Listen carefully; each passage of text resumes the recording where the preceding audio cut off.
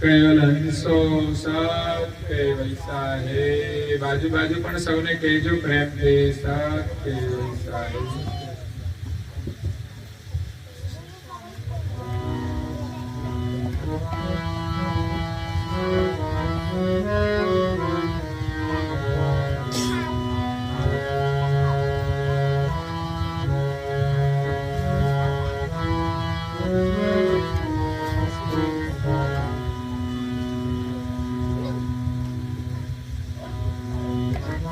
भक्ति लीन दीन लीन मन सब के उदित प्रकाश बस जालो तेज रव के और जंगम जल थल जेता अचर चराचर जीव जगते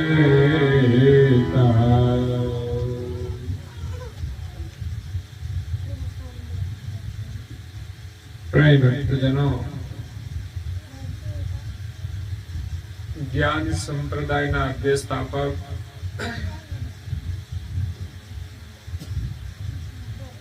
અનંત બ્રહ્માંડાધીશ વિશ્વ નિયંતા સૃષ્ટિના સર્જનહાર સકર્તા સત્કૈવલના પરમ વિશેષ અંશ અનંત અંશોના તારણહાર પરમ મોક્ષના દાતા કૈવલ ધર્મ ધુરંધર મહાન સમર્થ પરમ શ્રેષ્ઠ પરમ વિભૂતિવાન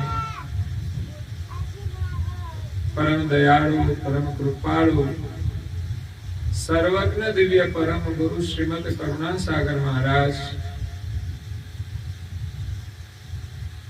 आ विश्वनी अंदर जीवोनु परम कल्याण करवा माटे जीवोने जन्म मरणना त्रासमांथी छोडावाने माटे जगतना जीवोने સર્જનહારનો સંદેશ આપવા માટે અકળ વિભૂતિનો અતિ દિવ્ય મનુષ્ય દેહ ધારણ કરી આ પૃથ્વી ઉપર 7 દ્વીપોમાં પ્રગટ થઈ ઈકો બંધ કરી ધરતીને પાવન કરી છે.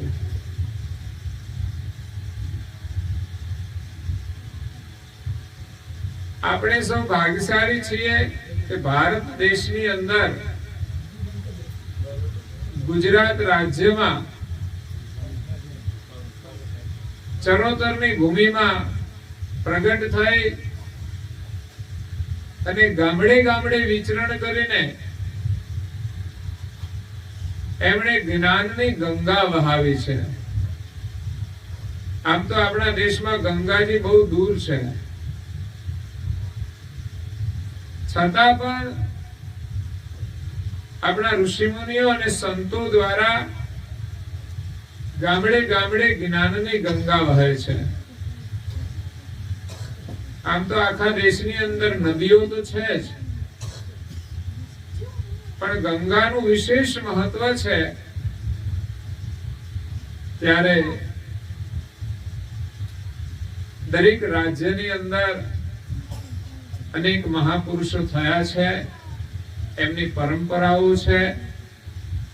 આપણા દેશમાં અનેક સંતો છે, કથાકારો છે, મંદિરો છે, સેવાના કાર્યો પણ ચાલે છે. એના દ્વારા આ જ્ઞાનની ગંગાઓ વહેતી રહે છે. તો આપણે ભાગ્યશાળી છીએ કે પરમ ગુરુનો શરણ આપણને મળ્યું છે, એનું સાનિધ્ય મળ્યું છે, એના દર્શનનો લાભ મળે છે, એના સત્સંગનો લાભ મળે એ આપણા માટે અહોભાગ્યની વાત છે. માનવ જીવનની અંદર પરમ ગુરુનું શરણ મળવું એ જીવનની એક સફળતા છે, ભગવાનનો એક આશીર્વાદ છે. કરુણાસાગર મહારાજ શ્રીએ જગતના જીવોને સંસારના દુઃખોમાંથી હંમેશને માટે મુક્ત કરવા માટે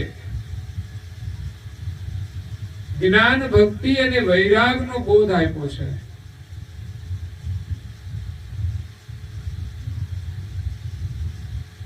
ધર્મનો માર્ગ એ જ્ઞાનનો માર્ગ છે. એની સાથે વૈરાગ પણ હોય છે અને સાથે ભક્તિ પણ હોય છે. જ્ઞાનને પ્રાપ્ત કરવા માટે મહાપુરુષોએ પોતાના અનુભવ દ્વારા શાસ્ત્રોની રચનાઓ કરી છે, ધર્મ ગ્રંથોની રચનાઓ કરી છે. એમનું અધ્યયન કરી, એમનો અભ્યાસ કરીને આપણે જ્ઞાન પ્રાપ્ત કરી શકીએ છીએ. અગર તો વર્તમાન સમયની અંદર કોઈ સંત મહાપુરુષો સાધના કરે છે, એ પણ શાસ્ત્રોનું અધ્યયન કરી અને પોતાના સાધનાના અનુભવ દ્વારા જગતના લોકોને જ્ઞાન આપતા હોય છે. તે જ્ઞાન બહુ જરૂરી છે. આપણા સુખ અને દુઃખનો આધાર આપણા જ્ઞાન પ્રમાણે રહેલો છે.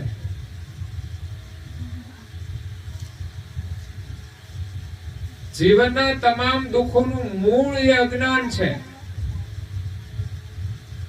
આ સંસારમાં આપણે આવ્યા માલિકના ધામમાંથી, કૈવલ્યના ધામમાંથી. જ્યારે આ સૃષ્ટિમાં આવ્યા ત્યારે આપણે જ્ઞાન હતું, ત્યારે કોઈ દુઃખ નહોતું. પણ ધીમે ધીમે આપણે જ્ઞાનને ભૂલી ગયા અને આપણને અજ્ઞાન લાગુ પડ્યું. એક અજ્ઞાન તો આપણે આત્મા છીએ એ ભૂલી ગયા. ખબર છે બધાના શરીરમાં આત્મા તો છે, પણ શરીરમાં રહીએ ને તો આપણે એમ નથી માનતા કે હું આત્મા છું. આપણે શરીર છીએ એવું જ માનીએ છીએ. કોઈ એમ કે હું સ્ત્રી છું, કોઈ એમ કે હું પુરુષ છું. તો એ આત્માને ભૂલી ગયા, એ જ આપણા દુઃખનું કારણ છે. અને બીજું અજ્ઞાન લાગુ પડ્યું. શરીર ભાવને કારણે આપણે શરીર સુખની ચાહના રાખીએ છીએ. એના માટે લોકો પ્રપંચ પણ કરે છે. એ મોટું અજ્ઞાન છે. માણસે જ્ઞાન સાથે જીવન જીવવું જોઈએ, સમજણ સાથે જીવન જીવવું જોઈએ, તો માણસ સુખી થાય. પણ આજે મૃગ તૃષ્ણાના જળ જેવી આ માયા છે. મૃગ તૃષ્ણાનું જળ એટલે શું?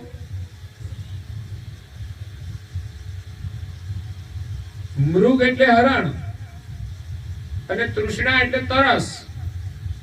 મૃગને જ્યારે તરસ લાગે, ઉનાળાનો સમય હોય અને આજુબાજુ એ જોવે તો તાપના કારણે દૂર દૂર જળ દેખાય છે, હકીકતમાં હોતું નથી. જેને ઝાંઝવાનું નીર કહીએ છીએ. તાપના કારણે દૂર દૂર આપણને ઘણીવાર જળ જેવું દેખાય ખરું. આપણે તો માણસ છીએ એટલે માનીએ કે ત્યાં કઈ નહીં હોય. પરંતુ તરસા જે હરણ હોય છે, એને તરસ લાગે એટલે એ પાણી દેખાય ને એની પાછળ દોડતા હોય છે. પણ જેમ એ દોડે ને જેમ આગળ આગળ, પણ એ જળ નજીક નથી આવતું, કારણ કે ભાસ હોય છે. સૂર્યપ્રકાશ પૃથ્વી પર પડે ને એનું પરાવર્તન થઈ એનો ભાસ રૂપે પાણી દેખાય ખરું, પણ પાણી હોતું નથી. તો એની પાછળ દોડીને મૃગલું થાકી જાય છે, પણ એને પાણી મળતું. ઉલટાનું વધારે તરસું થાય, દુખી થઈને મૃત્યુ પામે છે. એના જેવી જ દુર્દશા આજના મનુષ્યની છે. કે મૃગ તૃષ્ણાના જળ જેવી આ માયા છે, દેખાય છે પણ કોઈના હાથમાં આવતી નથી, એ કોઈને સુખ આપતી નથી, એનાથી આપણને તૃપ્તિ થતી નથી.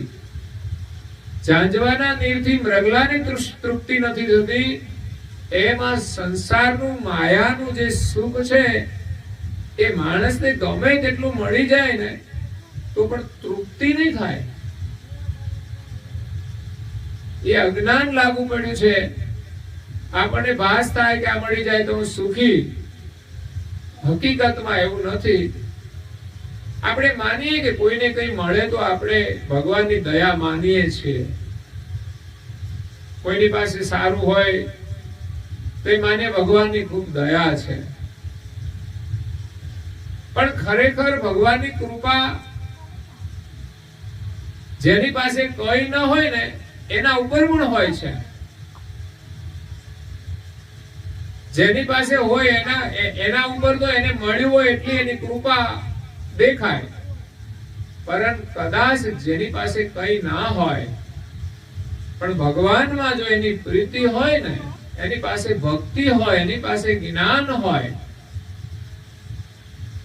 અને ભગવાનમાં પ્રીતિ હોય તો જેની પાસે વસ્તુ મળી હોય ને એના કરતાંય જેની પાસે ભગવાનમાં પ્રીતિ છે એના ઉપર ભગવાનની કૃપા વિશેષ હોય છે. એને સંસાર પ્રત્યે વૈરાગ હોય છે. સંસારનો એને મોહ નથી હોતો, કારણ કે એની પ્રીતિ ભગવાનમાં છે. આપણે સંસારમાં રહીએ છીએ, આપણી જરૂરિયાત હોય, આપણી ચાહના પણ હોય, પણ ભગવાનમાં ભરોસો રાખીને કરીએ ને તો આપણે સુખી થઈએ છીએ. કે આપણને જે કંઈ મળ્યું ભગવાનની દયાથી મળ્યું છે તો આપણે એનો વિવેકથી ઉપયોગ કરીએ. આજે સંસારમાં લોકો દુખી કેમ છે કે એને જે કંઈ મળ્યું છે ને એનો એ વિવેકથી ઉપયોગ નથી કરતા. પહેલા નંબરમાં તો શરીર મળ્યું છે, શરીરનો પણ વિવેકથી ઉપયોગ નથી કરતા તો દુખી થાય છે. અજ્ઞાનતાના કારણે જ દુખી થાય છે. દુઃખોના સંસારમાં અનેક પ્રકાર હોય છે. એક તો માણસ શરીરનો જો વિવેક ના કરે ને તો પણ એ દુઃખી થાય છે. એમાં ઉઠવાનું, બેસવાનું બધું જ આવી જતું હોય છે. આપણે ત્યાં પ્રકૃતિના નિયમ છે કે ક્યારે ઉઠવું જોઈએ, ક્યારે ઊંઘી જવું જોઈએ. તમે પક્ષીઓને જુઓ, તમે રાત્રે કોઈ જાગે છે કે ઉડે છે પક્ષી? અને સવારે સૂર્યોદય થતા પછી એ કઈ બેઠા નથી હોતા. એ જ્યાં હોય ત્યાંથી ઘર છોડીને નીકળી જાય. તો આ કુદરતી નિયમ છે. સૂર્યોદયનો પ્રકાશ થાય એટલે પશુ પંખી ઉઠી જાય ને માણસે ઉઠી જવાનું હોય. માણસે તો થોડું વહેલું ઉઠવાનું હોય, પરંતુ માણસ આળસના કારણે, અજ્ઞાનતાના કારણે સૂર્યોદય પછી પણ ઊંઘતા હોય છે. તો એ ભજન ક્યારે કરે? ભગવાનનું ભજન કરવા માટે આ ઉત્તમ માનવ દેહ મળ્યો છે. એટલે જીવન નિર્વાહ માટે માણસે મહેનત તો કરવી જોઈએ, પણ ખાસ જે ભજન કરવા માટે મળ્યો છે એ તો પેલું કામ ના કરવું જોઈએ. પણ ખબર નહીં લોકો પેલું શું કરતા હશે ઉઠીને. દરેકે પોતાની ડાયરી નોંધવાનું, કેટલા વાગે ઉઠ્યા અને ઉઠીને શું કર્યું. જોવા જેવી ડાયરી હોય તમારે, કોઈ બતાવજો પછી તો ખબર પડે કે આપણી ડાયરી કેવી છે, આપણી દિનચર્યા કેવી હોવી જોઈએ એની આપણને ખબર હોવી જોઈએ, એનું જ્ઞાન હોવું જોઈએ. ગમે ત્યાં બેસવાનું નહીં, કામ વગરનું બેસવાનું નહીં. જીવનની સફળતાનો આધાર મહેનત છે, પુરુષાર્થ છે. પણ જ્ઞાન બહુ જરૂરી છે. મહેનત અને જ્ઞાન. મહેનત તો આપણે બધાએ કરવાની છે, પણ જ્ઞાન જે પ્રમાણમાં હોય એ પ્રમાણે માણસને સફળતા મળે છે. મહેનત તો બધા સરખી જ કરતા હોય, પણ જેની પાસે વિશેષ જ્ઞાન હોય એને વધારે લાભ થાય છે લૌકિક દ્રષ્ટિએ. એટલે એક તો જ્ઞાન વ્યવસાયનું હોય છે અને બીજું જ્ઞાન છે જીવન જીવવાનું. ઘણા લોકોને વ્યવસાયનું જ્ઞાન ઘણું છે પણ જીવવાનું જ્ઞાન નથી હોતું તો પણ એ દુઃખી થાય છે. એટલે આપણી પાસે શરીરના વિવેકનું પણ જ્ઞાન જોઈએ, યોગ્ય રીતે જીવન જીવવાનું જ્ઞાન જોઈએ, જેમાં માણસો અલગ અલગ પ્રકારે દુઃખી હોય છે. એક તો માણસની પાસે ધન ન હોય તો દરિદ્રતાના કારણે પણ દુઃખી હોઈ શકે છે.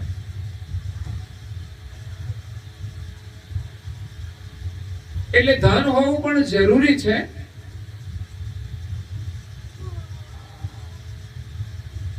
સાધુ સંન્યાસી હોય તો પણ એને ધનની જરૂર પડતી હોય, તો સંસારમાં પરિવાર સાથે રહેતા હોય તો સ્વાભાવિક છે એને ધનની આવશ્યકતા છે. ખાવા પીવા માટે, કપડા માટે, સામાજિક પ્રસંગો માટે. અત્યારે તો શિક્ષણ પણ ઘણું મોંઘું છે. સરકારી શાળાઓ તો ચાલે જ છે, એટલે ત્યાં સુધીનો અભ્યાસ તો ફ્રીમાં થઈ શકે, પણ પછીનો અભ્યાસ પણ ઘણો મોંઘો છે. એટલે શિક્ષણના અભાવે પણ માણસ દુઃખી થાય છે. જેટલા પ્રમાણમાં લોકોને શિક્ષણ મળે એટલા લોકો આગળ જઈ શકે છે. પણ મેં કહ્યું તેમ એક શિક્ષણ વ્યવસાયનું છે, એને ધન આપી શકે છે, પણ જો એની પાસે જીવન જીવવાનું શિક્ષણ ન હોય, સંસ્કાર ન હોય, તો ધન સંપદા હોવા છતાંય માણસ દુઃખી રહેતો હોય છે. આપણે જોઈએ છીએ સંસારમાં એવું નથી કે જેને ધન મળી ગયું એ સુખી છે. દેખાય ખરા, વ્યવસ્થા હોય, પણ છતાંય સુખી નથી હોતા. એટલે કોઈ માણસ આર્થિક રીતે દુઃખી છે, કોઈ માણસ બીમારીથી દુઃખી છે. બધી વ્યવસ્થા હોય પણ બીમારી લાગી જાય તો શું કરવાનું? તો એમાં પણ કઈ આપણું અજ્ઞાન કામ કરતું હોય છે. જો જીવન જીવતા નહીં આવડે તો બીમારીઓ વધારે થશે, અને કુદરતી જીવન જીવીશું ને તો બીમારીઓ ઓછી તો થશે, પણ બીમારીથી છૂટી પણ શકાય છે. પ્રાણી, પશુ, પંખી બહુ ઓછા બીમાર પડે, અને બીમાર પડે તોય 50% તો એની જાતે સારા થઈ જાય. કોણ ખબર લેતું હશે? કદાચ કોઈ મરી જતા હશે બહુ તકલીફ હોય તો, પણ મોટા ભાગના પ્રાણી કે પશુ કે પક્ષી એ કુદરતી રીતે જ બીમાર પડે એટલે શું થાય? થોડા દિવસ ખાવું ના ભાવે, થોડું પરિશ્રમ ના કરે, આરામ કરે તો પાછું સારું થઈ જાય. પણ માણસ તો છે ને બીમાર પડે ને તોય એની આદતો ના છોડે તો પછી એને સારું કેવી રીતે થાય? એ જીવનમાં પરિવર્તન ના લાવે તો પછી સુખી કેવી રીતે થાય? એટલે ઘણા કારણો બીમારીના પણ છે, અને બીજા કારણો આવ્યા છે અજ્ઞાનતાના કારણે. માણસને જો પરિવારમાં જીવતા ન આવડે તો પરિવારની અંદર કલેશ થતા હોય છે. આ બહુ મોટું દુઃખનું કારણ છે. જો માણસને જીવતા આવડી જાય ને તો એ બીમાર પડી જાય તોય દુઃખ ના થાય, એની પાસે સંપત્તિ ઓછી હોય ને તોય દુઃખ ના થાય. બસ એને જીવતા આવડવું જોઈએ. અને એ જ્ઞાન આપણને મહાપુરુષો પાસેથી મળે છે. એ જ્ઞાન પ્રમાણે જે ખોટું છે એનો ત્યાગ કરવો, એનો મોહ છોડવો. આપણે ખોટાનો મોહ વધારે છે. સાચું કામ કરવા કરતા ખોટા કાર્ય કરવામાં મોહ વધારે છે, માટે માણસ દુઃખી છે. માણસ જાણવા છતાંય ખોટું છોડતો નથી. આ દુર્યોધનની બીમારી છે. દુર્યોધન ધર્મને જાણે છે પણ એ ધર્મ કરી શકતો નથી. અધર્મ પણ જાણે છે પણ અધર્મને છોડી શકતો નથી. કારણ કે એવી મહત્વાકાંક્ષાઓ એનામાં છે રાજ સત્તાની, એના કારણે પ્રપંચ કરે છે, અધર્મ કરે છે. તો સંસારમાં એવી સ્થિતિ છે જીવોની, કોઈ પણ પરિસ્થિતિમાં આપણે ધર્મને છોડવો જોઈએ નહીં. ભગવાનની ભક્તિ આપણે આપણા કાર્ય સાથે કરવાની છે. પરિવારમાં આપણે બધા પ્રેમથી રહીએ તો એ ભગવાનની ભક્તિ છે. પ્રાણી પશુ પંખી પણ પ્રેમથી રહેતા હોય છે તો એ પણ એની ભક્તિ છે. આગળ ઘણા મહાપુરુષો થઈ ગયા, એના નામો અહીંયા કરુણાસાગર મહારાજ શ્રી આગળ લખેલા છે. ધ્રુવ, પ્રહલાદ, બાલ્યકાળની અંદર એમણે ભક્તિ કરી છે. આપણે એમ માનીએ કે તો મોટા થયા પછી કરશું, ઘરડા થયા પછી કરશું. યુવાનીની અંદર આપણી પાસે બધી જ ક્ષમતા હોય છે. એ સમયે જો ભક્તિ ના થાય તો સમજવાનું વૃદ્ધાવસ્થામાં તો થવાની જ નથી. કારણ કે વૃદ્ધાવસ્થામાં આપણું શરીર આપણને સાથ નથી આપતું અને પછી આપણી બુદ્ધિ છે ને એ પણ બહુ કામ ના કરે. એટલે વૃદ્ધાવસ્થામાં ભગવાનનું ભજન થાય ક્યારે કે યુવાનીમાં કર્યું હોય તો. યુવાની દરેક કાર્ય કરવા માટે સક્ષમ છે. એટલે બાળપણથી જ ભક્તિનો પ્રારંભ કરવો જોઈએ. વચ્ચે સરકારે પ્રૌઢ શિક્ષણ કાઢ્યું હતું પણ મને લાગે છે ચાલ્યું નહીં. કારણ કે એની ક્ષમતા નથી રહેતી, પછી ભણાવીને કરવાનું શું? સરકારને એમ હતી કે ભણે તો સારું, એમ એને વાંચતા આવડે, લખતા આવડે. પણ ઉંમર થઈ ગયા પછી, રિટાયર્ડ થઈ ગયા પછી ભણે તો શું ફેર પડે? કારણ કે એનામાં કોઈ ક્ષમતા ના રહી હોય ભણવાની. ભણવાની શરૂઆત ક્યારે થાય? યુવાનીમાં નહીં, બાળપણથી થાય છે. નહીં તો આપણે એમ સમજીએ બાળકો થોડા હમજતા થશે ને પછી જલ્દી ભણી લેશે, પણ ના, એની ઉંમર પ્રમાણે આપણે એને ભણાવીએ છીએ. તો ભક્તિની પણ એમ જ ઉંમર હોય છે કે બાળપણથી જ ભક્તિ શરૂ કરીએ. આપણા બાળકોને પણ સંસ્કાર આપીએ. જેમ અમારા અહીંથી બાળકો આવે છે બધા રવિવારે બાલ સભામાં, તો અહીંથી મંદિર તરફ જવાના, મંદિરમાં જવાના એક સંસ્કાર હોવા એ બહુ મહત્વનું છે. ત્યાં સારા વાતાવરણમાં રહેવાનું, સારું સાંભળવાનું, ત્યાં બાળકોને પ્રસાદ મળે, એનાથી બાળકો ખુશ થાય. આ કાર્ય ભગવાનનું કાર્ય છે. અમારા રાજુભાઈ કરે છે, બહુ સારું કામ કરે છે. બાળકોને સંસ્કાર આપવાનું કામ એ ઉત્તમમાં ઉત્તમ કાર્ય છે. મોટાને તમે સંસ્કાર નહીં આપી શકો, એ તમારે બે ના બે કઈ નક્કી જ નહીં. આવે ના આવે, પેલા તો આવે જ નહીં. પણ બાળકો છે ને બહુ ભોળા હોય છે. બાળકોને તમે પ્રસાદ આપો, ખુશ થઈ જાય. બાળકોની સાથે બહુ આનંદ આવે. બાળકોને જોઈને ભગવાન પણ યાદ આવે. બાળક એ ભગવાનનું રૂપ છે. એટલે બાળપણથી જ આપણે ભક્તિની શરૂઆત કરવાની છે. કરુણાસાગર મહારાજ શ્રી નામ લખ્યા છે, એમાં બાળકો પણ છે અને રાજા મહારાજાઓને નામ લખ્યા છે. પ્રહલાદ એ પણ એક સમય રાજા બન્યા હતા, પણ અમરીશ રાજા થઈ ગયા. બીજા પણ અનેક ઋષિમુનિઓ થયા છે. ભરત, વિભીષણ, રૂકમાંગદ, આ બધા રાજાઓ હતા. અંગદ. તો રાજા મહારાજાઓને તો ભક્તિ કરવાનો ટાઈમ ના મળે, એની જગ્યાએ એને રાજપાટ ભગવાનના ભરોસે છોડીને ભક્તિ કરી છે. ભગવાનનું કામ કરે, ભગવાનના વચન અનુસાર ચાલે, એના રાજમાં શું ચિંતા હોય? એટલે ભગવાનના ભરોસે જો આપણે જીવન જીવીએ ને તો ખરેખર સુખી થઈશું, જેમાં બે મત નથી. પણ આપણી બુદ્ધિ પ્રમાણે ચાલીશું તો એમાં સફળતા અને નિષ્ફળતા બંને આવશે. એટલે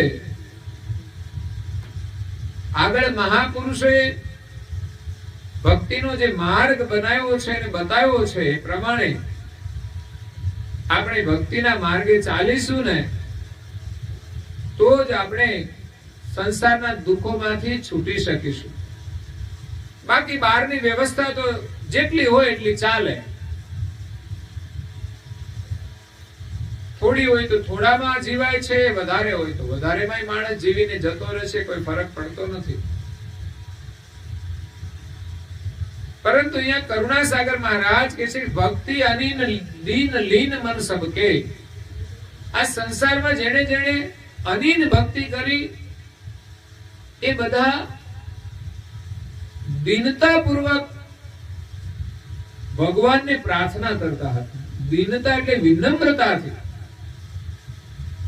ભગવાનની ભક્તિ કરતા હતા, દાસાતનપણાના ભાવથી ભક્તિ કરતા હતા, અહંકાર છોડીને ભક્તિ કરતા હતા. મેઇન વસ્તુ અહંકાર છે. સંસારની અંદર જો લડવાનું કામ કરાવતો હોય તો અહંકાર છે. પાડોશી જોડે ઝઘડો કરાવે, ઘરમાં પણ ઝઘડો કરાવે. મહાપુરુષે ભગવાનની ભક્તિ કરીને અહંકાર એમણે ભગવાનને અર્પણ કરી દીધો, એનું મસ્તક એમના ચરણમાં મૂકી દીધું. જે કોઈ સારું કામ થાય તો ભગવાનને એનો યશ આપી દે કે ભગવાનની દયાથી થયું છે. એટલે જેણે જેણે ભક્તિ કરી છે એના મન છે ને ભગવાનમાં ભક્તિમાં લીન થઈ ગયા. આપણું મન ભગવાનની ભક્તિમાં લીન કરવાનું છે, અને લીન જેના મન થઈ ગયા ને એની ભક્તિનો પ્રકાશ સૂર્યના જેવો હતો. ઉદિત પ્રકાશ ભાસ જો લ્યો તેજ રબ કે. રબ એટલે સૂર્ય. સૂર્યનો જેવો પ્રકાશ છે એવો પ્રકાશ જેણે જેણે ભક્તિ કરી દીનતા પૂર્વક અને એના મન ભક્તિની અંદર ને ભગવાનમાં લીન થઈ ગયા, એના જીવનમાંથી એવો ભક્તિનો પ્રકાશ નીકળતો હતો સૂર્યના જેવો. એટલે તો કોઈ મહાપુરુષે લખ્યું છે ભક્તિ કરે પાતાલ મેં તેજ હોય આકાશ, અગર તો પ્રગટ હોય આકાશ, ડાબી ડૂબી નહીં રહેવે કસ્તુરી કી વાસ. કસ્તુરીની વાસ છે ને એને છુપાવે ને તો એ છુપાય નહીં, એ વાસ આવે જ. જે મૃગલું છે એ કસ્તુરીની વાસ લેવા માટે દોડે છે, ચારે બાજુ દોડે છે. કસ્તુરી એક અમૂલ્ય વસ્તુ છે, એની શ્વાસ બહુ અદ્ભુત હોય છે. તો હરણ છે એ કસ્તુરીની વાસ માટે ચારે બાજુ દોડે છે. એને ખબર પડતી નથી ક્યાંથી શ્વાસ આવે છે, એને એમ કે આ બાજુથી આવે છે, આ બાજુથી આવે. ચારે બાજુ દોડે છે પણ એને ખબર નથી પડતી. કસ્તુરી મૃગ નાભી में ढूंढत पत्थर पहाड़. મૃગલું ક્યાં શોધે છે? પહાડોની અંદર. પણ હકીકતમાં કસ્તુરી મૃગની નાભીમાં છે અને અંદરથી શ્વાસ આવે છે. એમ આપણી શ્વાસ પણ આપણા ભીતરની અંદર પડેલી છે અને આપણે બધા બહાર શોધીએ છીએ. તો મહાપુરુષે એવી ભક્તિ કરી છે કે જેનો પ્રકાશ સૂર્યની જેમ આ વિશ્વની અંદર પ્રકાશ આપે છે. જેને જેને ભક્તિ કરી છે એ જગતની અંદર મહાન થઈ ગયા છે. મેં આગળ કહ્યું તેમ ધન મળી જાય એ ભગવાનની કૃપા છે, પણ ધન ન હોય પણ જેને ભક્તિ મળી જાય, જેને જ્ઞાન મળી જાય એ પણ ભગવાનની કૃપા છે. એવા ભગવત પ્રેમી દક્ષિણ ભારતની અંદર બે સ્ત્રી પુરુષ હતા. એ બહુ જ ભગવત પ્રેમી હતા. એનું નામ હતું રાકા અને બાકા. રાકા પુરુષનું નામ હતું અને બાકા એની પત્નીનું નામ હતું. એ રાકા બાકાથી પ્રસિદ્ધ હતા. એ બહુ જ ગરીબ હતા, અત્યંત ગરીબ. કેવી ગરીબી?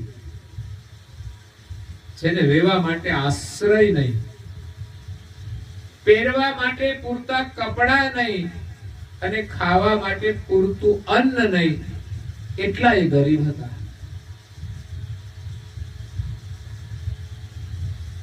માણસના જીવનની જરૂરિયાત રોટી, કપડા અને મકાન, આ ત્રણ વસ્તુ મળી જાય તો પણ એ સુખી કહેવાય. એ સિવાયની કોઈ વસ્તુ ઓછી હોય તો એનું કોઈ દુઃખ નથી. કોઈના પાસે ગાડી હોય, કોઈના પાસે ના હોય, તો કોઈ ફરક નથી પડતો લાંબો. કોઈને ત્યાં એસી હોય ને કોઈને ત્યાં ના હોય, તો એસી વાળાને એસી માં જીવવાનો અભ્યાસ થઈ જાય છે અને એસી વગરના ને એસી વગરમાં જીવવાનો અભ્યાસ થઈ જાય છે, તોય પણ એને ઊંઘ આવી જાય છે.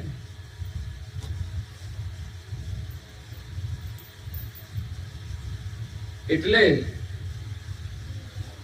ખાવાનું મળી જાય, કપડા હોય આપણી પાસે ને રહેવાનો આશ્રય હોય, તો ભગવાનની કૃપા સમજવી. અને વિશેષ તો જેટલું હોય એટલું પણ આપણે ભગવાનનું સ્મરણ કરીએ એ જ મહત્વનું છે. આપણે ભગવાનના આશ્રય જીવવાનું છે. એના જીવનમાં બસ એ મોટો સહારો હતો. એને એની દરિદ્રતાનું કોઈ દુઃખ નહોતું, કારણ કે ભગવાનના આશ્રય હતા, નિરંતર ભગવાનનું સ્મરણ કરતા હતા.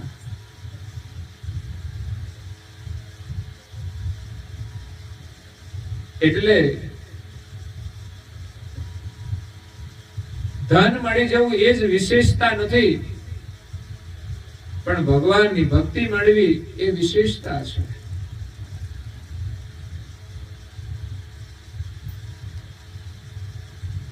બંને ગરીબ પતિ પત્ની, એનું વ્યવસાય કાર્ય હતું જંગલમાં જઈ અને લાકડા કાપી અને ગામમાં આવીને વેચી અને એમાંથી એનું ગુજારો કરવાનો.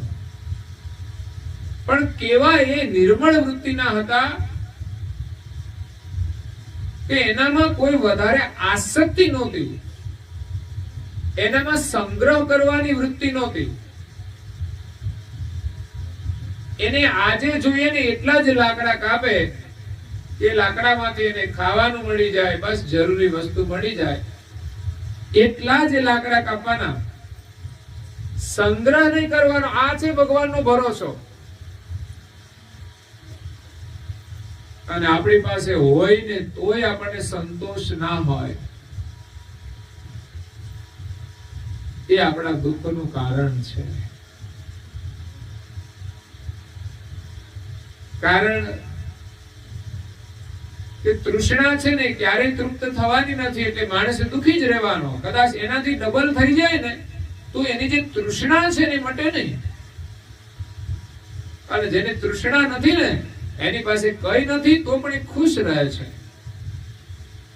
ભગવાને જે કઈ આપ્યું છે એમાં ખુશ રહે છે, અને એમાં ખુશ રહેતા જે શીખી જાય ને એ સુખી રહે છે. સુખ આપે તો પણ એનો સ્વીકાર કરી લે છે. પોતાને તો જોઈએ એટલું વાપરે, બાકીનું સેવા કાર્યમાં જોડી દે. અને ન આપે તો પણ એનું કોઈ દુઃખ નથી હોતું. એટલે લાકડા કાપીને એને જોઈએ એટલા જ લાકડા લાવવાના. કદાચ એને એનાથી ઊંચકા એટલા જ લાવતા હશે, અને એ લાવે એમાંથી પણ અડધા છે ને જે આવે ને એ બીજાને મદદ કરી દેવાની. આવું એમનું પરોપકારી જીવન હતું. આવો એનો ભગવાનમાં વિશ્વાસ હતો કે અડધામાંથી જ પોતાનું નિર્વાહ કરતા હતા. આ ભરોસો થવો બહુ મુશ્કેલ કામ છે. આપણે તો કોઈને દુખી જોઈને પણ મદદ નથી કરી શકતા, એવી આપણી ભક્તિ હોય છે.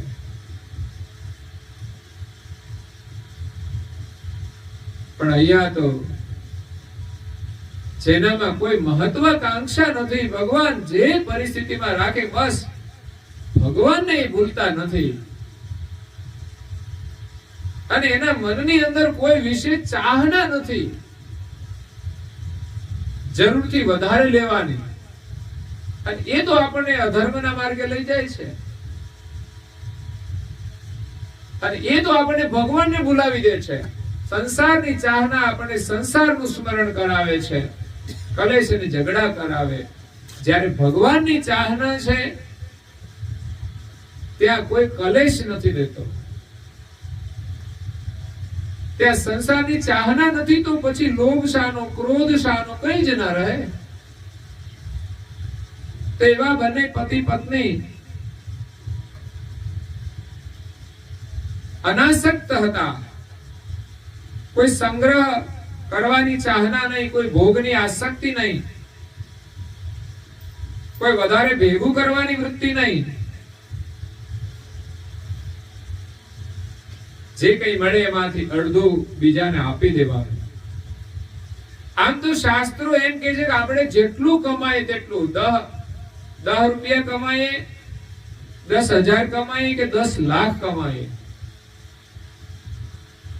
એ સંપત્તિમાંથી 10%, 10મો ભાગ આપણે ધર્મ કાર્યમાં વાપરવો જોઈએ, જેનાથી આપણને ધર્મનો લાભ થાય, ધર્મના સંસ્કાર મળે, થોડું પુણ્ય મળે, અને લોભ વૃત્તિ ઓછી થાય. 90 ની જગ્યાએ 100% ખાઈ જાવ તો એ ભગવાનને કઈ વાંધો નથી, પણ 10% આપવાના સંસ્કાર હોય ને તો કામ લાગે છે આપણને. જેમ આપણે કમાઈએ છીએ એમાંથી 50% બેંકમાં મૂકીએ તો કામ લાગે, તો પછી ધર્મ માર્ગમાં વાપર્યા હોય તો કેમ કામ ના લાગે? અને કામ લાગે એવો વિશ્વાસ જોઈએ. આ છે ભગવાનનો વિશ્વાસ. કોઈની પાસે વધારે છે, કોઈની પાસે ઓછા છે, એનું આ એક સંતુલન છે. આજે આપણે કોઈને આપીએ છીએ, કાલે આપણે જરૂર પડી મદદની, કોઈ એક પ્રકારની નહીં, પૈસાની જરૂર પડે એવું નથી, કઈ પ્રકારની મદદની જરૂર પડે ત્યારે આપણે એના આગળ કંગાલ હોઈએ છીએ, ત્યારે એ આપણને મદદ કરતા હોય છે. જેની પાસે સમજ હોય, જેની પાસે જે કઈ તાકાત હોય. એટલે મદદની જરૂર તો બધાને પડે છે. એટલે ભગવાન આપણને જે પ્રકારે શક્તિ આપે ને એમાં આપણે બીજાને મદદરૂપ થવું જોઈએ. કોઈ નોકરી કરતા હોય, કોઈ અધિકારી હોય, ગમે તે સત્તા ઉપર હોય, કોઈ મોટા બિઝનેસમેન હોય, એને જે કંઈ મળ્યું હોય ને એનો કોઈને મદદ કરી શકે છે. તો અહીંયા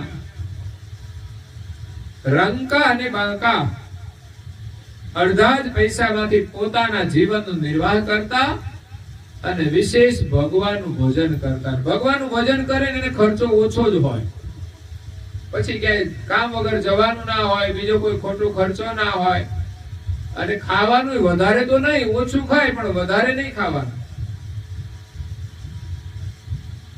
એટલે ક્યારેક ઉપવાસ પણ કરવા પડતા હતા. એને પૂરતા કપડા નહોતા તોય ભગવાનને ફરિયાદ નથી કરતા કે હે ભગવાન, અમે તારી ભક્તિ કરીએ છીએ, અમને કમસે કમ કપડા તો આપ, અમને ટાઈમે ખાવાનું તો આપ, અમને રહેવાનું મકાન તો આપ. કોઈ દિવસ ફરિયાદ નથી કરી. જેમ છે એમ મજા છે. ભગવાનને નથી ભૂલતા, એ જ એના પર ભગવાનની મોટી કૃપા છે કે આટલી બધી દરિદ્રતા હોવા છતાં એને દુઃખ નથી થતું.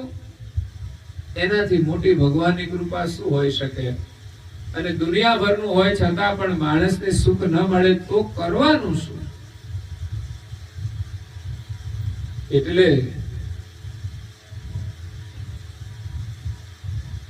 જેનું મન ભગવાનમાં લાગે છે, જે ભગવાનની ભક્તિ કરે છે ને, એ લોકો બધાના કરતા મોટા છે, બધાના કરતા ધનવાન છે. એટલે ગીતાની અંદર કહ્યું છે યોગીનામ અપી સર્વેષામ. યોગીની અંદર જે શ્રદ્ધાવાન છે, જે ભક્તિવાન છે, એ પરમ યોગી છે. યોગી તો ઘણા છે, પણ જે ભગવાનની ભક્તિ કરે છે એ પરમ યોગી છે, જે અંતરાત્માથી ભગવાનનું ભજન કરે છે. એ સમયની અંદર રાકા અને બાકા દક્ષિણ ભારતની અંદર થયા. એ સમયમાં મહારાષ્ટ્રની અંદર નામદેવ નામના ભક્ત હતા. એ પણ એક મહાત્મા હતા. એમણે રાકા અને બાકાની દરિદ્રતા જોઈને દુઃખ થયું. ત્યાં ભગવાનનું ભજન કરે છે, ભગવત પ્રેમી છે, છતાં એમની પાસે પૂરતા કપડા નથી,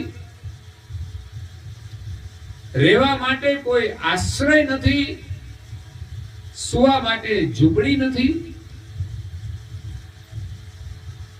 અને ક્યારેક એને ખાવાનું પણ મળતું નથી. ત્યારે નામદેવજીએ ભગવાનને પ્રાર્થના કરી. જાણે કે નામદેવજીની એકતા ભગવાન સાથે હતી. સ્વયં ભગવાનની સાથે વાર્તાલાપ કરતા એને પ્રાર્થના કરી, હે પ્રભુ, રાકા અને વાકા આપના પરમ ભક્ત છે, આપના પરમ પ્રેમી છે, તો પછી એમને આટલી બધી દરિદ્રતા, એની આવી દશા તમે કેમ જોઈ શકો છો? કોઈ છોકરો દુખી હોય તો પિતાને દુઃખ થાય, એમ ભગવાનના ભક્ત દુખી હોય તો ભગવાનને દુઃખ થાય. પરંતુ ભગવાને એને કહ્યું કે બીજા બધાની પાસે તો કદાચ થોડી વ્યવસ્થા હશે, ધન સંપદા હશે, પણ રાકા અને બાકાની પાસે તો હું સદાય રહું છું, હું એમની પાસે રહું છું, એટલે એને કોઈ ચિંતા નથી. મેં કહ્યું ને કે જેને ભક્તિ મળી જાય ને એને બીજા કોઈની જરૂર પડતી નથી. એટલે નામદેવજીએ ભગવાનને કહ્યું કે તમે ત્યાં રહો છો, છતાં પણ એને બિચારાને ભૂખ્યા સૂઈ જવું પડે છે. વિચાર તો કરો. ભગવાન કહે છે હું એને આપું છું પણ એ લેતા નથી. એનો નિયમ છે કે અધિકાર વગરનું કોઈનું પણ લેવું નહીં. તો ભગવાન તો એની સામે ચાલીને આપતા હોય, પણ છતાંય જેનામાં લાલચા ના હોય ને, એ મફત નું મળે ને તો લે નહીં, અને લાલચા હોય ને એને ના મળે તો ચોરી કરીને માણસ લઈ લેતા હોય છે. ખોટું કરવાનું હોય તો જ્યાં પણ મોકો મળે ત્યાં માણસ ખોટું કરી લેતા હોય છે. બાકી તો મોકો મળે તો પણ માણસ લલચાય નહીં, તો જે ખરેખર સફળ થઈ જાય છે. એટલે ભગવાન આપવા છતાં એ લેતા નથી, કારણ કે એને ભગવાન પ્રત્યે પ્રેમ છે, એટલે વસ્તુમાં એને કોઈ ચાહના નથી. છતાંય નામદેવજીએ કહ્યું આપવા માટે. ત્યારે પ્રભુએ કહ્યું કે આવતીકાલે તમે જુઓ, એ રાકા અને બાકા જંગલની અંદર જે રસ્તેથી જાય છે ત્યાં તમે એક ઝાડના પાછળ સંતાઈ જજો, અને એ જ જગ્યાએ હું એને મદદ કરીશ.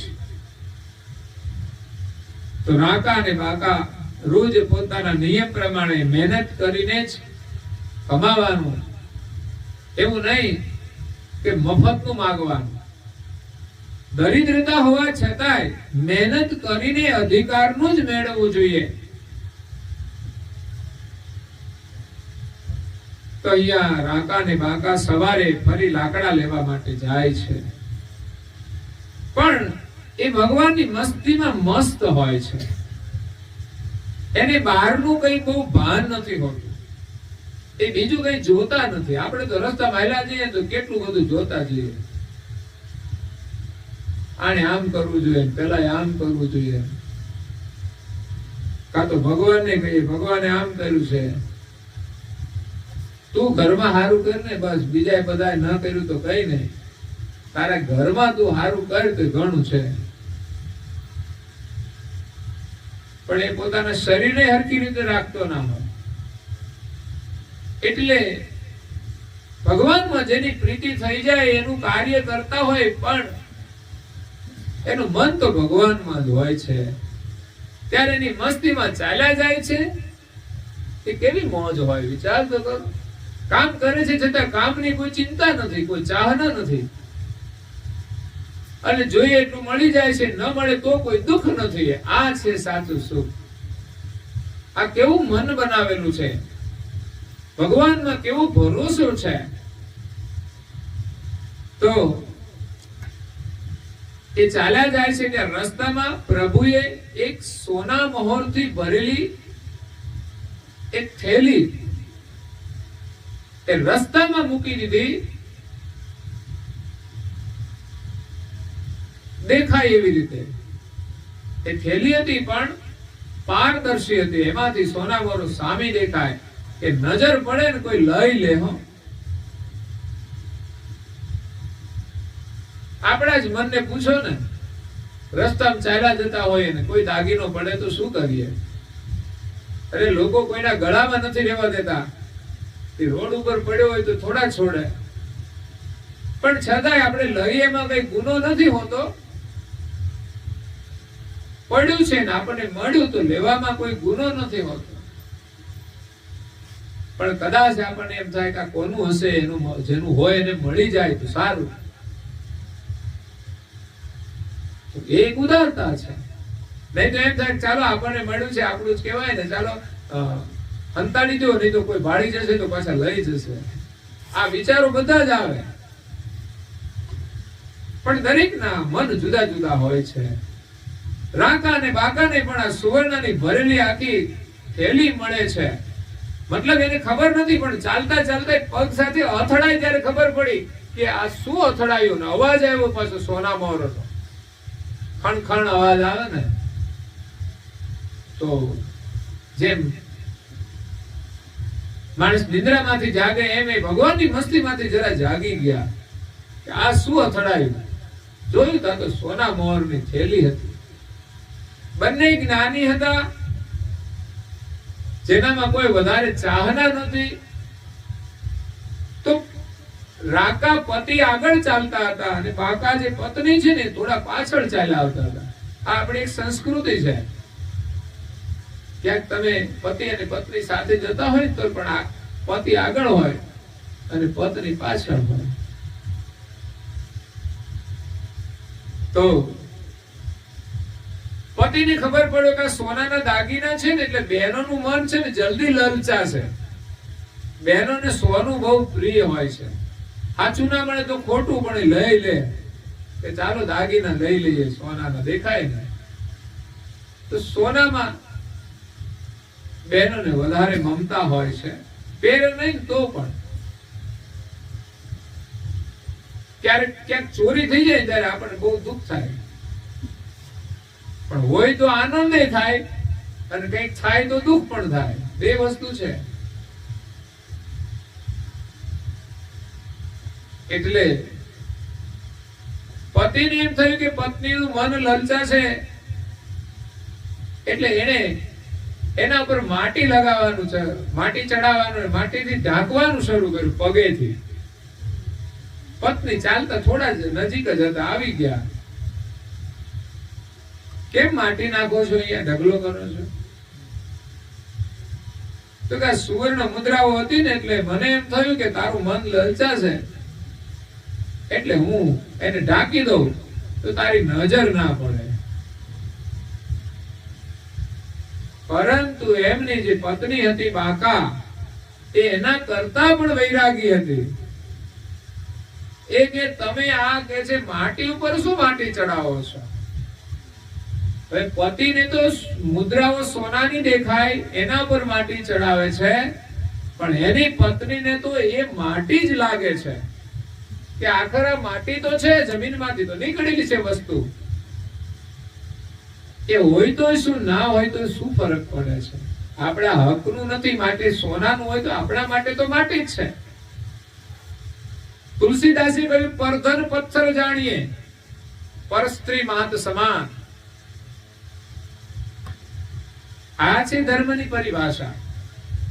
બીજાના ધનને પથ્થર સમાન જાણજો. અત્યારે તો મફતનું મળે તો કોઈ છોડતા જ નહીં. કોઈ મદદ કરી દે ને તો આપણે તો આરામથી ખાઈએ, એવું નહીં કે ભાઈ ના ના મારે નથી જોઈતું. કોઈ સામેથી આપે તો પણ ન લેવાની વૃત્તિ હોવી જોઈએ.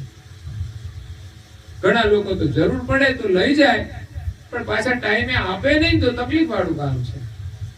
કાં તો ઈરાદો ના હોય, પરિસ્થિતિ ના હોય તો ઠીક છે, મોડું થાય, પણ ઘણાનો તો ઈરાદો જ ના હોય લઈને આપવાનો, એ માણસ સુખી નથી થઈ શકતા. પણ જે નથી માંગતા ને એને ભગવાન સામેથી આપે છે વધારે, છતાં પણ એની ચાહના નથી હોતી, એનું મન ભગવાનમાં લાગે છે. એટલે ભગવાનની જે ભક્તિ મળી જાય છે, એનું જીવન સુખી થઈ જાય છે. રાકા અને બાકા ભગવાનની જે ભક્તિ કરે છે, એના જીવનમાં કેટલી બધી દરિદ્રતા હોવા છતાં એને કોઈ દુઃખ નથી, અને જરૂરથી વધારે ભેગું કરતા નથી. અને જે લઈ જાય છે એમાંથી પણ કોઈને મદદ કરી દે છે. અને એ કદાચ સુવર્ણની થેલી મળી, પરંતુ એ પોતાના અધિકારની નથી એટલે લેતા નથી. ભગવાને બીજી એક લીલા કરી કે આગળ ગયા બંને તો એમને લાકડાની બારી તૈયાર રાખી એના માટે કાપીને. પણ પતિ પત્ની બંને વિચાર કરે છે કે આ કોઈની ભેગી કરેલી બારી લેવાય નહીં, અને આપણે તો તૈયાર મળી જાય તો ઉપાડો જલ્દી.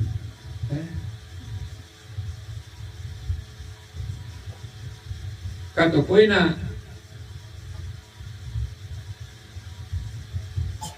ખેતરને છેડે ઝાડ હોય તો ત્યાંથી કાપીને લોકો લઈ જાય. હવે વાયવા હોય કોઈ, આમાં આપણો અધિકાર ના હોય, ત્યાંથી કાપીને લઈ જાય, એ માણસ શું સુખી થવાનો છે? એટલે રાકા અને બાકા એ દિવસે પછી જંગલમાંથી લાકડા નથી લાવતા, કે આજે આપણને ધન મળ્યું ને એનો દર્શન કર્યા ને ત્યાં આપણું દુર્ભાગ્ય થયું એમ, કે આજે આપણને લાકડા પણ ના મળ્યા અને આજે આપણે ભૂખ્યા રહેવું પડશે. પણ ભૂખને પણ એ દુઃખ નથી માનતા, પણ એને એમ થયું કે આ ધન મળ્યું ને એ આપણા માટે અપશુકન કહેવાય, અને આપણે સુકન માનીએ કે હાલો આ લાભ થઈ ગયો ને તો. પણ ભગવાનની ભક્તિ છે, એમાં કોઈ વિક્ષેપ આવે ને એને ભૂલાવી દે ને એ જ મોટું વિઘન કહેવાય ને. ભગવાનનું સ્મરણ ભૂલાવે એ જ મોટો વિક્ષેપ છે. એટલે કરુણાસાગર મહારાજ શ્રીએ ભક્તિનું વર્ણન કર્યું છે. ભગવાન એ ભક્ત પ્રત્યે કેટલો પ્રેમ રાખે છે અને ભક્ત ભગવાન પ્રત્યે કેટલો પ્રેમ રાખે છે. એક સ્વામી એમના સેવક પ્રત્યે કેટલો પ્રેમ રાખે છે અને સેવક સ્વામી પ્રત્યે કેટલો પ્રેમ રાખે છે, એ બંનેની ભક્તિ છે. કોઈ માલિક હોય છે અને કોઈ નોકર હોય છે. માલિકની અંદર નોકરો પ્રત્યે પોતાના હૃદયની અંદર લાગણી હોય છે તો એનો માલિક કહેવાય. બાકી ધમકાવતા જ હોય ને ઓલું કરતા હોય ને એમાં કઈ માલિક પણ નથી રહેતું, એને કોઈ આદર પણ નથી રહેતો માલિકનો. પણ નોકરો પ્રત્યે પણ લાગણી હોય ને તો એ માલિક કહેવાય. અને નોકરોની અંદર પણ માલિક પ્રત્યે સમર્પણ ભાવ હોય છે, નિષ્ઠા હોય છે, તો એ સાચો નોકર છે, એનામાં પ્રેમ હોય છે. એટલે આપણામાં ભક્તિનો એવો પ્રેમ હોય કે ભગવાન પ્રત્યે તો પ્રેમ હોય, પણ આ સંસારમાં ભગવાનની જે કોઈ વસ્તુ હોય ને બધાના પ્રત્યે પ્રેમ રાખવો જોઈએ.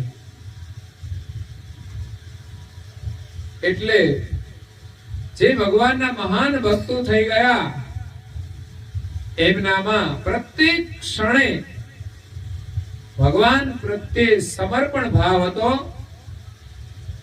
ભગવાન જે પરિસ્થિતિમાં રાખે એમાં રાજી રહેતા હતા.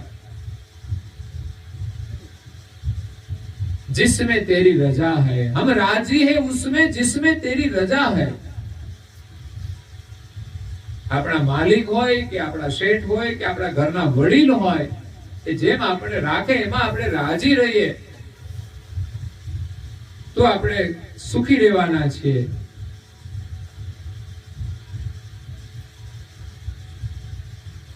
એટલે રંકા અને વંકા એટલા બધા ગરીબ હતા, એના જીવનમાંથી આપણને બોધ મળે છે કે એટલી બધી દરિદ્રતા હોવા છતાંય એનામાં જે ઈમાનદારી હતી એ આપણે શીખવાનું છે. જો આપણામાં પણ ભગવાન પ્રત્યે પ્રેમ જોડાશે તો ભગવાન આપણા દુઃખને દૂર કરી દેશે. સંસારની આપણે ચાહના કરીએ છીએ એટલે દુઃખી થઈએ છીએ, પણ ભગવાનની જો ચાહના કરીશું, એનું સ્મરણ કરીશું તો એમાં આપણને સુખ મળશે, આનંદ મળશે. અહીંયા કરુણાસાગર મહારાજ શ્રી કહે છે કે જેણે જેણે ભક્તિ કરી છે એના જીવનમાંથી સૂર્યના જેવો પ્રકાશ ફેલાયો છે. સ્થાવર જંગમ જળથલ જેતા અચર ચરાચર જગ જગ જીવ જગ જેતા. સંસારમાં જેટલા પણ જીવ છે, સ્થાવર જંગમ એટલે વનસ્પતિ પણ છે, પ્રાણી પશુ પંખી, જળની અંદર, સ્થળની અંદર, આકાશની અંદર જેટલા પણ જીવ છે એ તમામ તેનું સર્વ પ્રેમ પ્રીતિ અનુરાગ. આ બધાની અંદર પ્રેમ છે અને જેણે જ્યાં જેટલો પ્રેમ જોડ્યો ને એટલું એને સુખ મળ્યું છે, એટલો એને જીવનમાં લાભ મળ્યો છે. જે માણસ જેની પ્રત્યે પ્રેમ રાખે ને એ વસ્તુને પામે છે. સારી વસ્તુમાં પ્રેમ જોડશે તો સારી વસ્તુ મળશે, અને ખોટાનું ચિંતન કરશે તો ખોટી વસ્તુ મળવાની છે.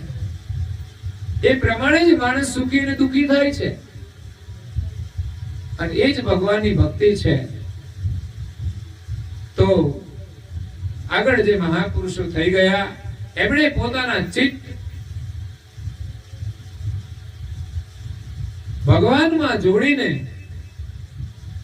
પોતે અન્ન લેતા હતા, જળ લેતા હતા અને શ્વાસ લેતા હતા. ભગવાન આપણને અન્ન આપે છે, જળ આપે છે, શ્વાસ આપે છે, પણ આપણું ચિત્ત એની ચાહનામાં હોવું જોઈએ. આપણું ચિત્ત ધર્મની અંદર હોવું જોઈએ, આપણું ચિત્ત નીતિની અંદર હોવું જોઈએ. નીતિ એ જ પ્રભુનું સ્વરૂપ છે, એ જ ભગવાનનું એક સ્વરૂપ છે, ભગવાન એના સાક્ષી છે. એટલે આગળ જે મહાપુરુષો થઈ ગયા છે એ ભક્તિ કરીને મહાન બન્યા છે. દુઃખોમાંથી છૂટવાનો સરળ રસ્તો છે. જ્યાં ભક્તિના સંસ્કાર હોય છે ને પરિવારની અંદર સુખ અને શાંતિ, સમૃદ્ધિ બધું જ આવે છે.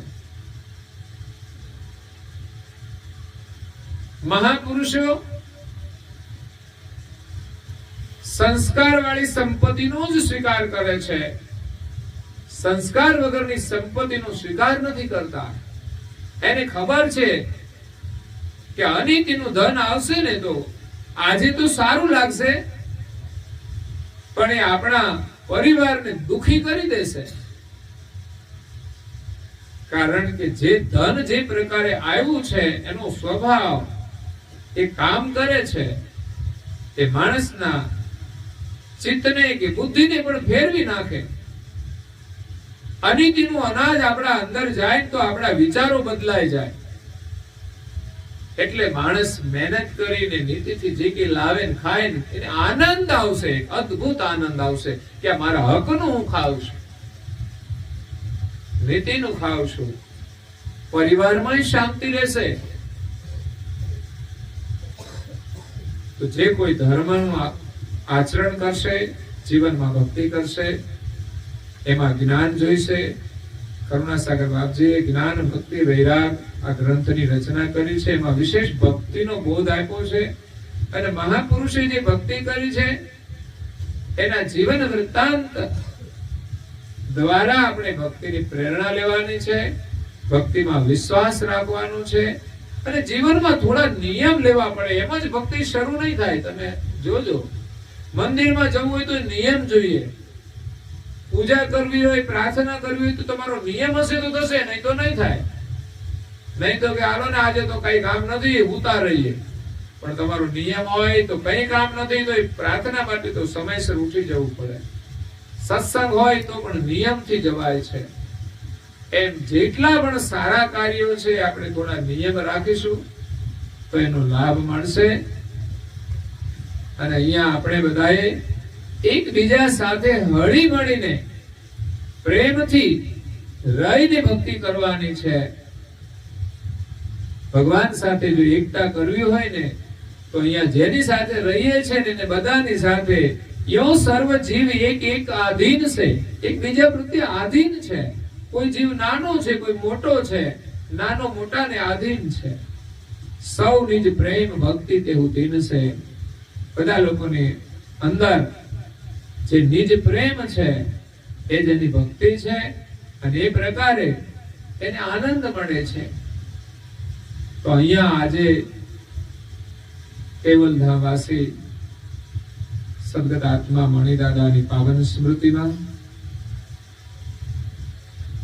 એમના સુપુત્ર શ્રી દિલીપભાઈ, મહીજીભાઈ અને રહીજીભાઈ સપરિવારની હાર્દિક ભાવનાથી સાચા અર્થમાં સદગત આત્માને શ્રદ્ધાંજલિ આપી છે. ભાગ્યશાળી આત્મા છે, એની પાછળ આવો સત્સંગ થાય, શુભ કાર્ય થાય, જીવનું કલ્યાણ થાય અને પરિવારને એના આશીર્વાદ મળે. આમ તો બધા પરિવારજનો સંસ્કાર પ્રેમી છે, ભજન પ્રેમી છે. અવારનવાર ભજનો એ મંડળ છે, ભજન કીર્તનો કરતા હોય છે. બહુ આનંદની વાત છે. સ્વર્ગ કરતા પણ મહાન સુખ આપણને ભજન કીર્તન સત્સંગ માંથી મળે છે. અભાગ્ય છે કે આપણા આંગણે સત્સંગ થાય, જેના આગળ રાજા મહારાજાના વૈભવ પણ કઈ જ નથી. એવો આનંદ અને વૈભવ આપણને આ સત્સંગ ભક્તિ માંથી મળે છે. એટલી બધી એનામાં ઉદારતા આવે છે, વિશાળતા આવે છે. તો આજે પરમ ગુરુના આશીર્વાદથી ગુરુવારની આજે કથાનો યોગ થયો અને આપણને સત્સંગનો લાભ મળ્યો, ભક્તિનો લાભ મળ્યો. તો સદગત આત્માને પરમ શાંતિ મળે,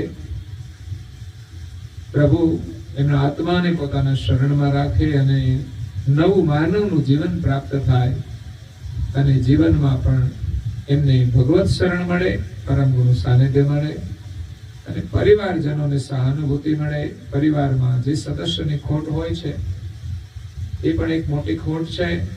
માતા અને પિતાનો બહુ મોટો ઉપકાર હોય છે, કારણ કે દરેક માતા પિતા પોતાના બાળકોને કેવી રીતે મોટા કરે છે એ બધા અનુભવે છે. એ પ્રકારે આપણા જે વડીલો હોય એને આપણને મોટા કર્યા હોય, એમના જીવનનું જે યોગદાન આપ્યું હોય તો એમના પ્રત્યેનું આપણું જે કર્તવ્ય છે એ અંતિમ જીવનમાં આપણે એમની સેવા કરીને અને એની પાછળ કોઈ શુભ કાર્ય કરીને પૂર્ણ કરીએ, આપણી ફરજ છે. એમ આજે મણિદાદાની પાછળ દીકરાઓએ મળીને આ જે સત્સંગનું કાર્ય કરી ખરેખર સાચા અર્થમાં શ્રદ્ધાંજલિ આપી છે. પરિવારની બધાને પરમ ગુરુના ખૂબ આશીર્વાદ છે. એમના આશીર્વાદથી, એમની કૃપાથી પરિવાર સુખી રહે, સંસ્કાર સંપન્ન બને અને આર્થિક રીતે પણ સમૃદ્ધ બને એવી શુભકામના સાથે અહીંયા આપણે કથાને વિરામ આપીએ. અસ્તુ સત્કેવલ સાહેબ. आद्य सकल स्वराज गणेश केवल करता की जय. कृष्ण स्वामी महाराज की जय. गुरु श्रीमद करुणा सागर महाराज की जय. पूज्य पासी नारायण दास जी महाराज की जय. श्री बलदेव दास जी महाराज की जय. श्री भगवान दास जी महाराज की जय. श्री प्रयाग दास जी महाराज की जय. श्री शीतल दास जी महाराज की जय. श्री अभिचल दास जी महाराज की जय. श्री धर्मप्रिय दास जी महाराज की श्री सर्व संतन की जय. श्री सर्वदेवन की जय. श्री ज्ञान संप्रदाय की जय. श्री गुरु गादी शास्त्रापुरी की जय. श्री कैवल धाम की जय. श्री संकटा पूर्णावटिका सत कैवल साई. 3 વાર પગે લાગવાનું છે માથું નમાવીને.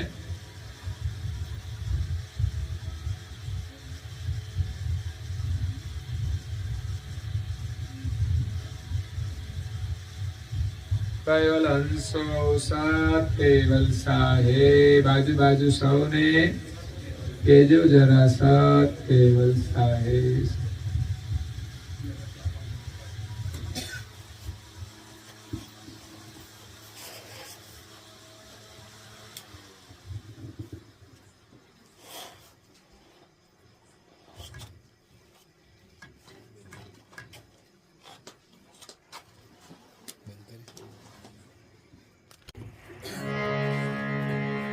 जय करुणानिधे प्रभु जय करुणानिधे.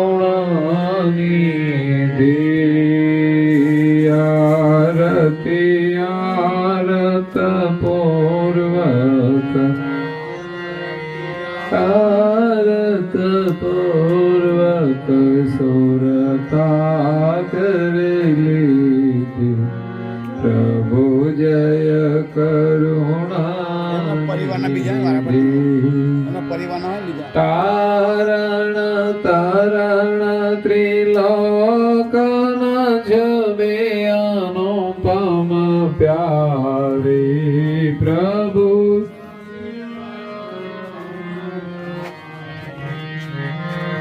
अनेक जनोनी अरजे अनेक जनोनी अरजे अंतर दे प्रभु जय करुणा निधे.